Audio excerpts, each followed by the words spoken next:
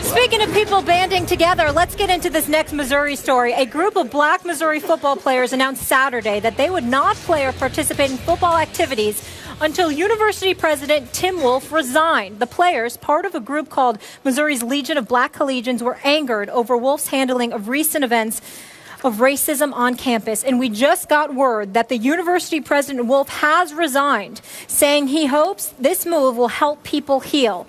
No word from the players at this point. Stephen A., what's your reaction? I don't want to use the word happy because it's a shame that it had to come to this. An individual by the name of Mr. Wolf, Tom Wolf, the president of the university, lost his job. That's certainly not a cause for celebration. It's sad that it had to come to this, but it was necessary. He had to go. And he had to go, ladies and gentlemen, because as the president of a university, of an institution for higher learning, there were problems that obviously existed at this university.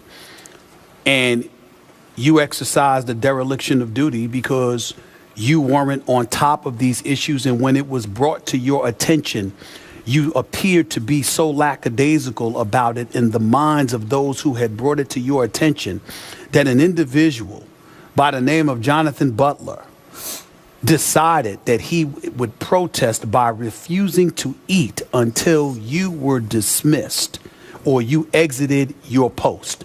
That a university football team with at least 32 African Americans decided, with the support of their coaches, to protest and join this group, Concerned Student 1950. They joined in and they said, we stand together. Now, you got to consider that because the Missouri football program brought in over $35 million to the university last year.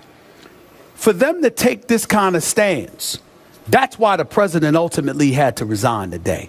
Because had it not been something like that, chances are he would have attributed it to a systemic issue that we obviously are concerned about, pay attention to, and we need to address. Let's look at his statement from just last week. He issued a statement here, Skip, and he said, this is last week. According to Tom Wolf, president, racism does exist at our university, and it is unacceptable. It is a long-standing systemic problem which daily affects our families of students, faculty, and staff.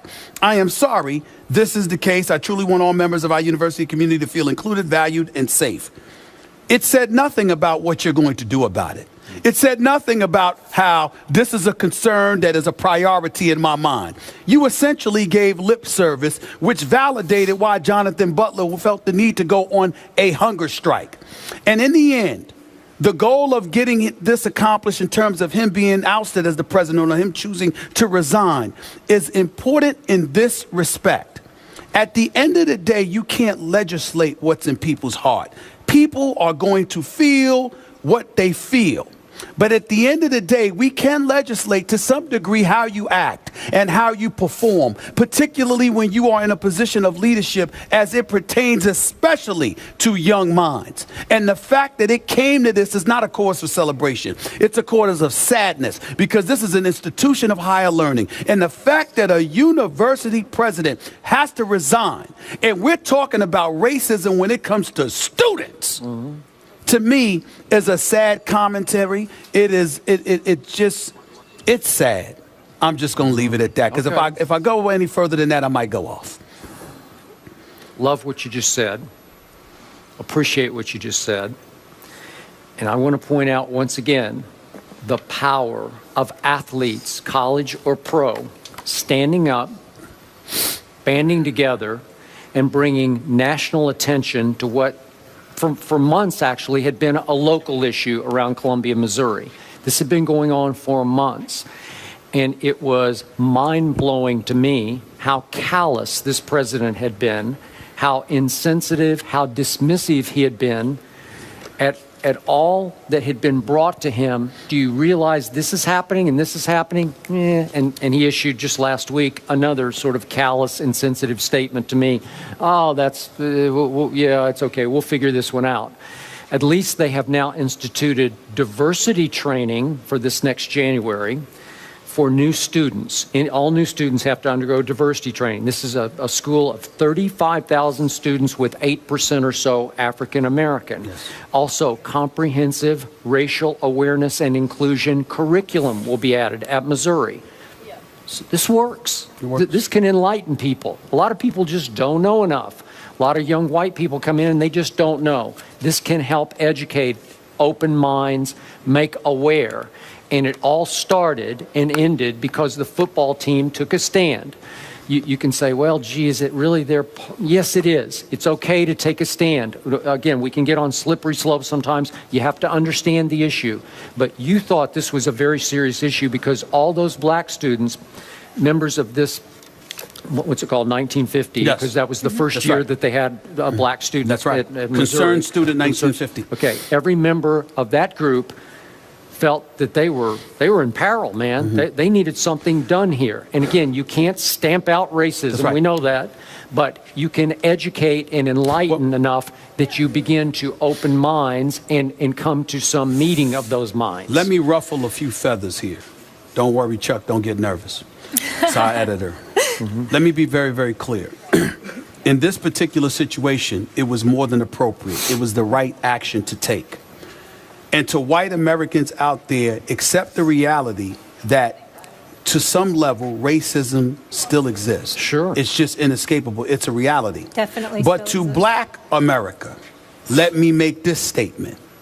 Everyone who's white is not racist. And it's important to point that out because with this particular incident, it was warranted. But that doesn't mean we turn around and then the second somebody disagrees with us of a different hue, pigmentation, culture, etc., the second somebody might be oblivious or ignorant to what we are, what we believe, what we feel, etc., doesn't make them racist. Just like folks have an obligation to get whatever racist tendencies may be inside their bones, we have an obligation to appreciate that there are a lot of people in this God-fearing country that we live in who are not racist. And so don't be so quick to jump. That wasn't the case here. This was valid. But there are some folks out there that will use this as an excuse to jump on every issue and attach racism to every issue, when it may not be that. It may be that somebody just doesn't like you. Let's be clear about that and understand the importance of deciphering the difference, because when it comes to legislating what's in somebody's heart, more often than not, you can't tell. So just learn, again, in this incident, it's apropos what happened. I support it 1,000%. But don't think that this incident is every incident. Well said. Yes, and it's a shame that the football players had to do this still in 2015, that But they it needs were right to be to done, do but it. they were right. They stuck together, and it was impactful, and I give Gary Pinkel credit, too, to stand behind them as well. And speaking of wonderful people who stand together, here are servicemen and women. When we come back, we put a bow on our Veterans Day special here at Westover Air Reserve Base. Brady versus Rodgers. Who's the best in the NFL? We'll get into that next. Stay here.